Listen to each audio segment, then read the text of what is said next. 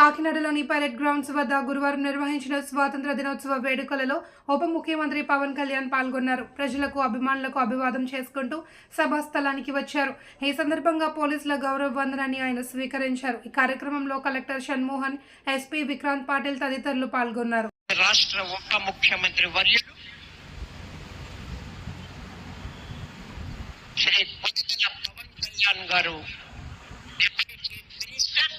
and Minister for Panchayat Raj, Rural Development, Forest, Science and Technology.